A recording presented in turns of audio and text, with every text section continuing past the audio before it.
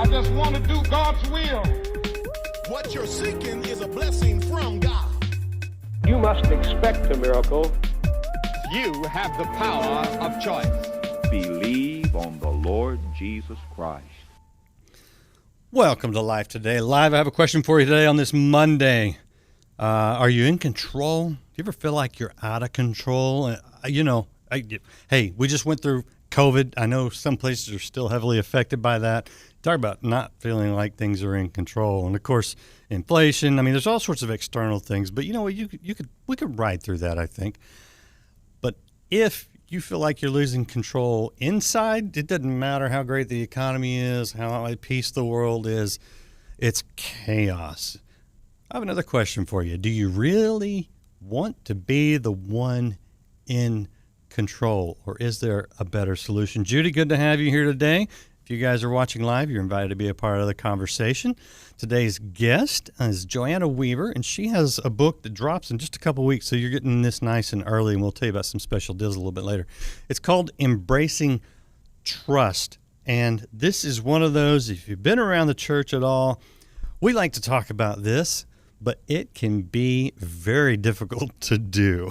So what do you need to know to help you? Because the reality is, if you can really trust God, it will radically change your life. So stick around, hit share, hit like, hit follow if you haven't done that. And welcome with me, Joanna Weaver, to Life Today Live. Joanna, good to have you. It's great to be with you. Thank you for having me on.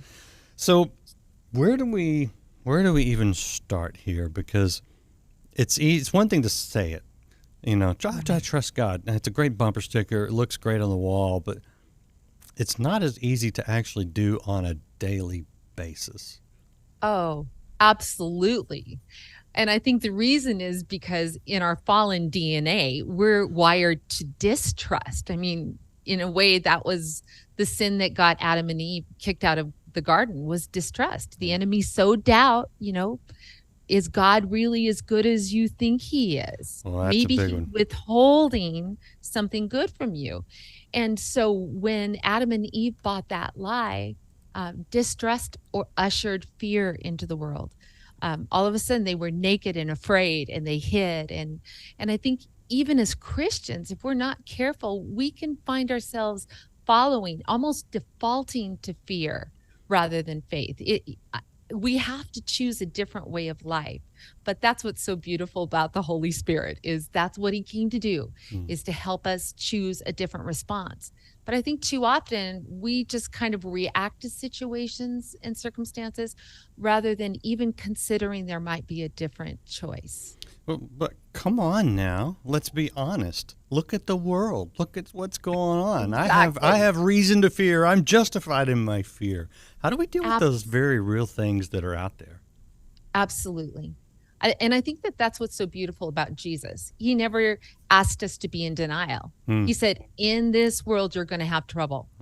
I think the problem is we're just shocked by the fact that it really is a hard world. Yeah. I always think, why didn't the Lord just push reset? Why didn't he just start all over? But instead, he chose to use this pattern, this fallen world that we set up by our own disobedience. But if we'll allow him, he wants to harness those difficulties of life to actually draw us closer to him. And so in this time, I think, boy, the enemy is just trying to sow fear in our hearts. We've got all the conspiracy theories. We've got all of the stuff that is real. I mean, it's right there. And it's like, oh my goodness, there's feels almost like there's been just this unleashing of another whole level of evil, that if we're not responding in a biblical manner, if we're not allowing the Lord to help us respond in faith rather than fear, we're consumed by it. And we buy the lie that somehow our fear is going to help us. I come from a long line of Swedish warriors, so that's how I lived. Like, why worry? Why pray when you can worry?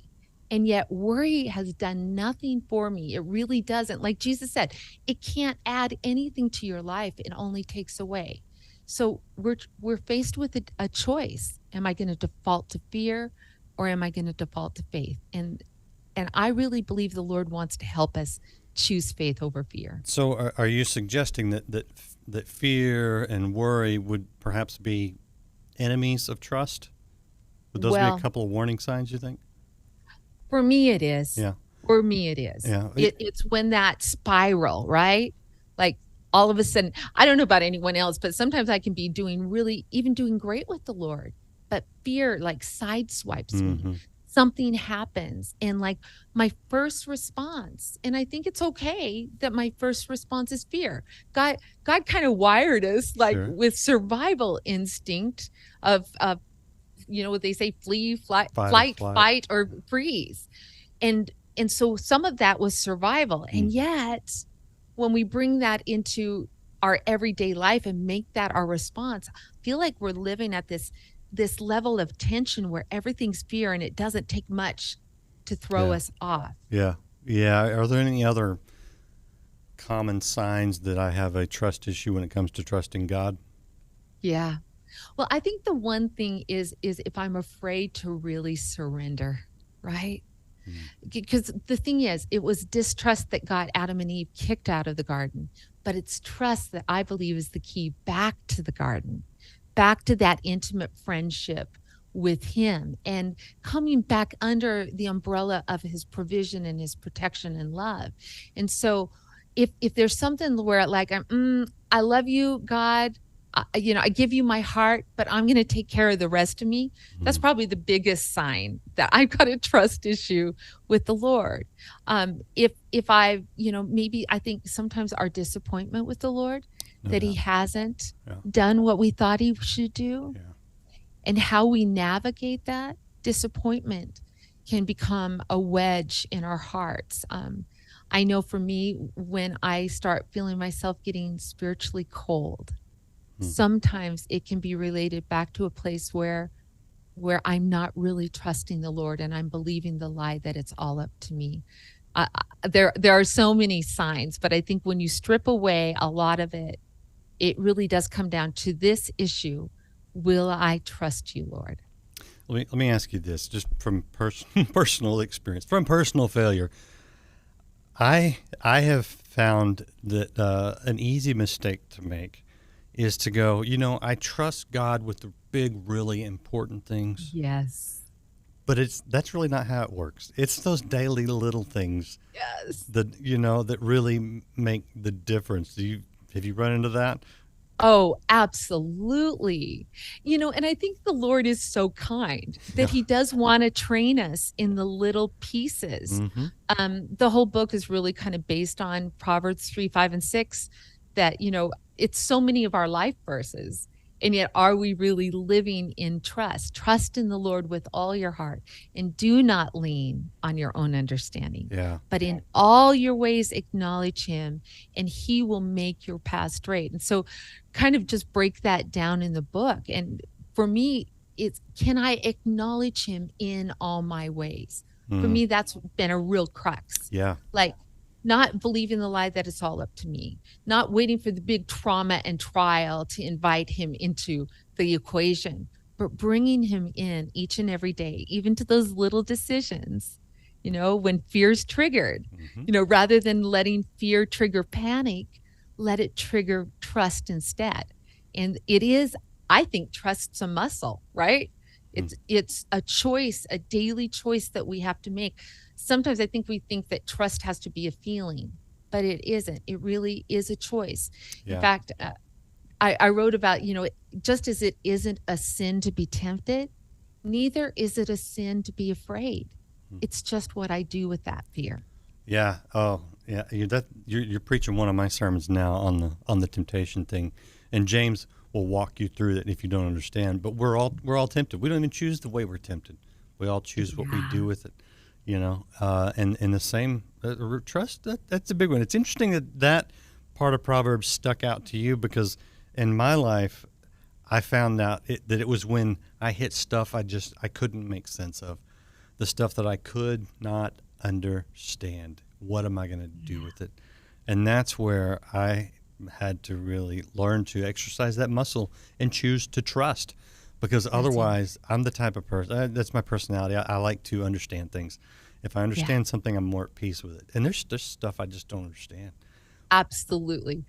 Absolutely. And that second phrase, do not lean on your own understanding. And going back to the garden again, what was the temptation? Eat from the tree of the knowledge and good and evil, and you'll have power. What I find fascinating and disturbing at the same time is the very thing Satan tempted Adam and Eve with was the things that they already had. He said, you'll be as God. You'll be in control. Well, they already were like God. You'll have knowledge of good and evil. Well, they had perfect knowledge of everything good and perfect. They didn't understand that in unleashing evil, it was going to cause a whole world of hurt. And so for me, it comes down to this. Sometimes I have to ask myself, wait a minute, Joanna, which tree are you eating from? Yeah. Is it the tree of understanding that until I understand, I cannot trust? Well, I'm eating from the wrong tree. Yeah. And I've got to go back to the tree of life that doesn't always answer my questions, but it's the tree that gives me the peace that I need. Good. Yeah. Well, that is really good. That is good. Oh, let me ask you this.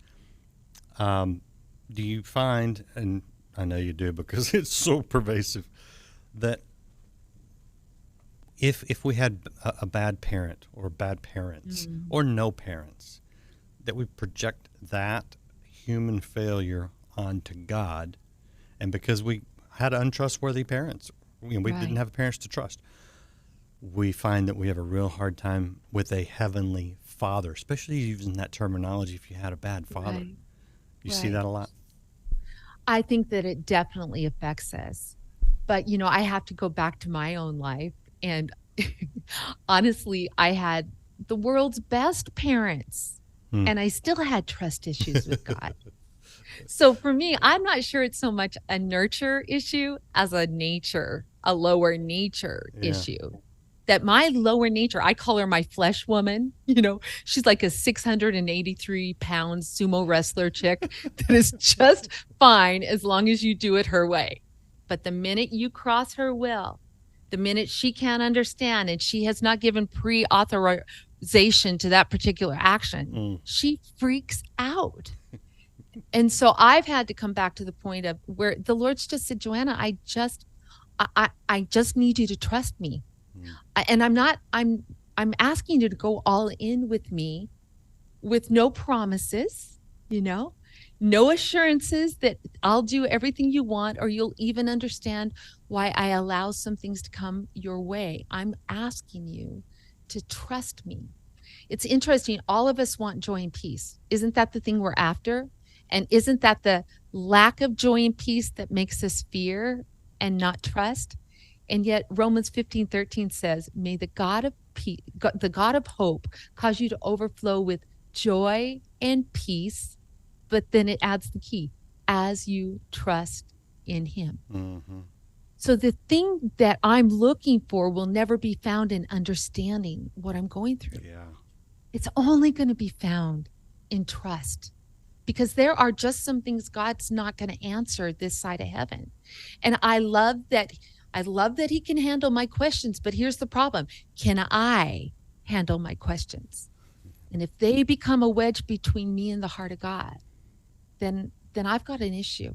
Yeah. And I'm exalting, like Paul writes, we need to demolish arguments and every lofty opinion that exalts itself against the knowledge of God. And for me, trust is the quickest way to do that. Where I don't have to understand, I choose to trust.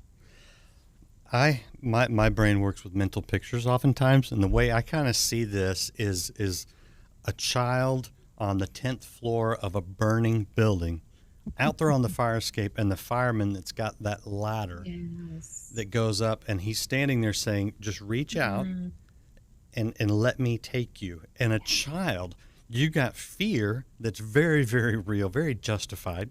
You got no understanding of how that ladder attached to that truck is going to hold anything. You don't know the training that the fireman's been through.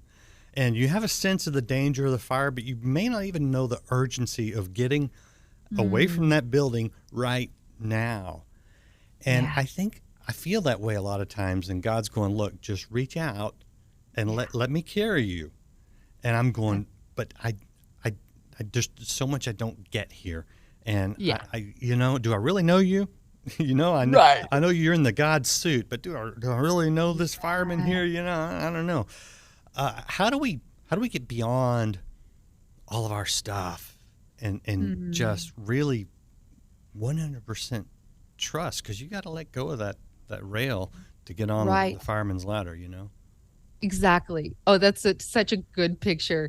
As I was working on this book, I just really didn't want it to be Band-Aid, like just trust Jesus. Right. Just, because, it's so trite to say just trust God, except that it's true. It's true. Right. Right? Yeah. Right. But how do we live that out? And so I was just asking the Lord, how do we even navigate? I mean, all those the problem of evil and suffering.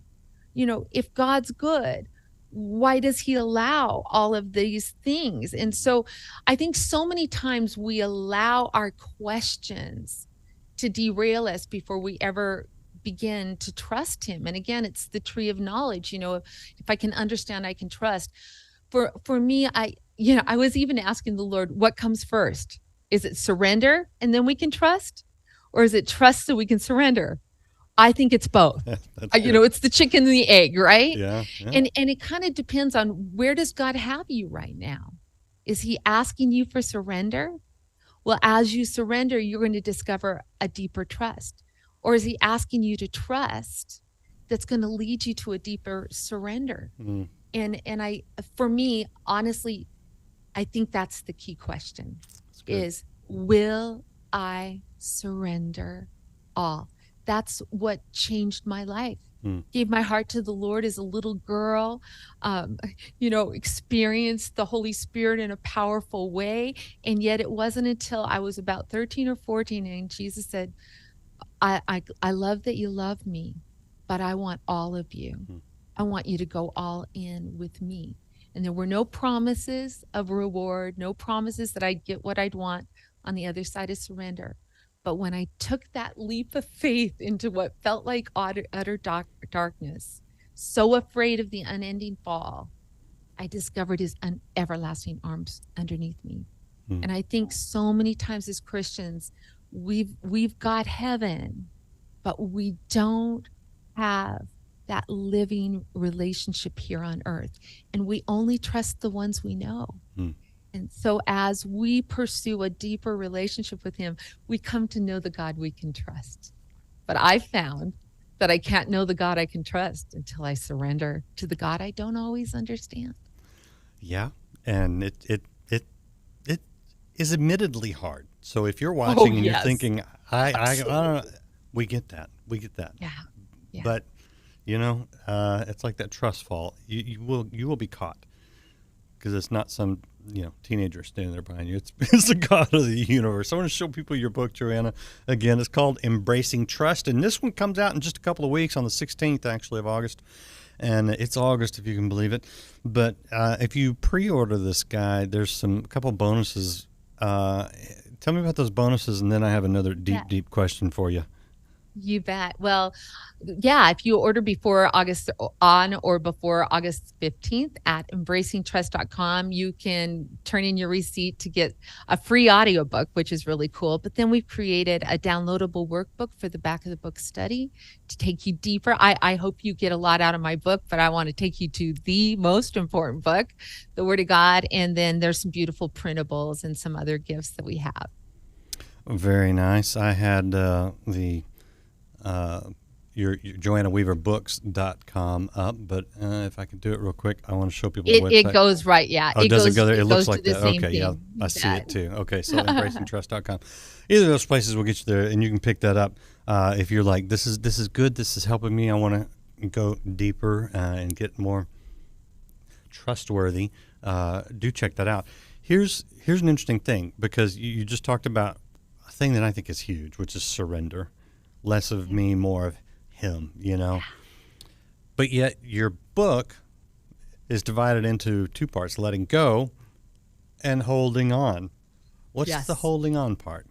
You bet, you bet. Well, when I first started working on this book 20 years ago, I hear you. the working title was Letting Go and Trusting God, and God thought I needed more research. So I had to keep letting it go to work on other projects. But as I came back to it, I realized, sometimes letting go feels like it's just this absolute passive thing. Okay, whatever, God, I'm just letting go. And I realized, but on the other side of letting go is when we can really hold on, because we're not holding on to a faith in an outcome. We're learning how to hold on to God himself, how to rest in his love, how to trust his sovereignty. And so I really tried to just kind of unpack the different facets of letting go of big beliefs, smashing our idols, letting go of our expectations, but then resting content in his love, praying God-sized prayers. Because I really do believe that it's not just this passive letting go and surrender, but it's like getting hold of God and actually partnering with him to bring his purposes to the earth. That's good. Yeah, no, I like that, because I do. The surrender part has become sort of a big part in my life during this season. Yes, me too. But yet, I like that. It's not just the surrender, but it's a holding on to the other. What do you see on the other side of that when you decide, okay, I'm going to take that leap of faith, and sometimes it does feel like that, but yet there is assurance that we don't have faith in nothing or faith in faith. Right. There's a rock solid something on the other side of that faith. What do you see sort of the fruit of that letting go and then holding on being in your? You touched on a couple of them just now, but I want you to kind of unpack some of those. Well, for me personally, I've gotten really good at surrender. I talk about living beyond your dreams, even those God dreams of doing something for his kingdom, that if we're not careful, the flesh can wrap around the call, and so I've gone through the pruning of just laying down my idea of what God can and will do through me and just fall in love with him. But then how do I partner with what he might want to do? And I realized as I was writing the chapter on praying God-sized prayers that I had often tamped down my desires because I didn't want to be disappointed. I didn't want to believe God for big things, because what if that wasn't his will for my life? Or what if I somehow missed it or messed it up? Yeah. And I just realized, what? Again, it comes back to a childlike faith on the good side of the equation that says, Daddy, I'm yours. Let's go on this great adventure of faith. And here's what I think would be really amazing, right? But I'm not going to let it affect me that sometimes your answer is wait. Sometimes your answer is no, because you are a good father. And I think that's my prayer for this book, is that I get so excited about. It's not us working up a greater amount of trust, but it's us encountering this trustworthy God. That's good. And realizing how big and mighty and worthy he is of our trust. And then just being available to partner with him here in this world. I love that you brought that up, because we as humans, and in the church, sometimes, well, the Irish say that for every mile of road, there's 2 miles of ditch, right? So we have a tendency to think sometimes that the part that we have to do, such as letting go of our stuff, letting go of offense, letting go of past pain, letting go of all these things, and then holding on to God, that is definitely a part of it. I mean, that's like the start, I think. Yeah. But sometimes we think that I have to finish it. In other words, I'm going to go on this exercise of faith, or I'm going to go on this exercise of trust, and you have to make that decision. I get that, but at some point, it's like you encounter, like you said, the God, the trustworthy God, the faithful God, and no amount of my own effort is ever going to match that. How much of this trusting thing? I know it's a 2-part, but is it 99% me and 1% God, or is it 1% me, 99% God? You know what I'm saying? Oh, I totally do. I totally do. Well, one of the things that kind of has helped me is to I've come to kind of look at faith as a noun. I have faith. I'm in the faith. Yeah. But that's always felt a little ethereal to me. It's like, okay, have faith. But trust is a verb. I know when I'm trusting and I know when I'm not. So there's that really just an ability to kind of be able to see when I'm trusting and when I'm not. And rather than beating myself up when I'm not, just running to the Lord, and like the man in Mark 9:24 say, Lord, I believe, but help my unbelief. Right? So bringing God into the equation. Louisa Stead wrote that famous hymn, "'Tis so sweet to trust in Jesus." But the last phrase of that chorus is, "Oh, for grace to trust him more." Yeah. And I've just been praying that, Lord, on those times when I can't work up the faith or even the choice. Sometimes I can make a mental choice, but I know my heart isn't really there. Just to ask him for grace to trust him more, because I really believe that trust is God's love language. And that's been revolutionary for me. I used to think that it was all the good works. It was doing the right spiritual contortions for Jesus, or the right spiritual formula to get him to do what I wanted. But instead, it's choosing to trust him when I don't see and I don't understand. That's what brings him the greatest joy. Yeah, that is so true. And you're right on target. That whole, Lord, I believe, help my unbelief, which I love. I get that. But if you look at that passage, it's interesting because he's like, God, I know if you would, and Jesus is like, if. Yeah. And that's where he says, I believe, help my unbelief. And then Jesus told him what to do. And when a lot of times we come to God with our if, like you say, hesitancy, right. And I know you can, I just don't know if you will. Right. And Jesus says, look, put that trust verb into action and see what happens. That's it. And that's when it happens, and that's what happened in the story. So that our if has to turn into action. And it's in trust that we do that. And that's when I think we see some really cool things. This is good. I totally agree. Just one little thought. I think sometimes we think we're trusting God for an outcome again. And he tells us to bring our requests. Mm-hmm. But, I'm reminded of Jesus's words to Mary and Martha, especially specifically to Martha in John chapter 11, when he says, where have you laid him? Speaking of Lazarus. Mm-hmm. And so they take him to the tomb, and he says, roll away the stone. And Martha's like, oh, wait, not a good idea. Lord, he stinketh, right? Right. Jesus says these words, did I not tell you that if you believed, you would see the glory of God? Mm.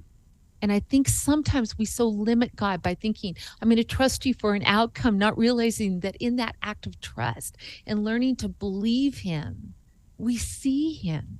We see his glory. And that's the great adventure of the surrendered life and learning to let go so that we can hold on in faith. Yeah, it's so good. This is very good. If you're watching right now and you're like, okay, I like Joanna Weaver quite a bit. This is encouraging me. I want to show you something and let her tell you about it. This is her podcast called The Living Room. And Joanna, walk people through this a little bit. You bet. Well, I've just had the privilege of interviewing a lot of just Jesus-hearted women and authors, and just talking about topics that speak especially to a woman's heart. And it's always about the living room. My first main book was Having a Mary Heart in a Martha World. So we play on that, Mary sitting at the Lord's feet. And yet I love that story because Jesus invited Martha to enjoy the better part as well. And I believe she had that holy makeover as she's the one who ran down the street to find Jesus. And so that's my prayer, that it would just be an encouragement to go deeper with Jesus. And it will be. So there's the URL right there, joannaweaverbooks.com. You can go there, embracingtrust.com as well, and check out the new book. But most of all, I push the books and the podcasts and things like that on this program to give you guys resources. I don't get a cut. I wish I did. I should arrange that. I might be a wealthy man, but that's not why I'm here. I want you to take the things that Joanna said today and take them to heart, and then take them to God and meditate on them, and then look up the scriptures she referenced. And if we botched one of the references, just Google it. It's easy, okay? But these are the things that will change your life. These are the things that will take you to a whole new level and really get you to the fruit that you want. You just don't know how to get there always, like peace and contentment and just fulfillment. So anything you want to say before I let you go, Joanna? It's been a very, very good, uplifting conversation. Oh, I just think God longs to know us and be known by us. And, when we let that doubt and that fear stand in the way, I love that while Adam and Eve ate from the wrong tree, Jesus hung from a different tree to bring us back into relationship with the Lord. And so we can bring all our doubt and our fear to him, and he can give us grace to trust him more. So good. Thank you so much. I appreciate you being on with us today and sharing that. It's very encouraging. It's been an honor. Thank you, Randy. God bless you and all you do. Well, thank you very much. And all you guys out there watching, you can go pre-order the book right now if you would like to. Maybe buy it as a gift for someone else. It's encouraging. This is just pure encouragement and helping you grow in the Lord, and it's just good for your soul. So appreciate you hanging out. Appreciate you subscribing, following, hitting share, hitting like, and come back. We've got so much in the way of good encouragement here on Life Today Live. Do hit share. I need people to hear what people like Joanna say. Come back. We'll see you again next time here on Life Today Live.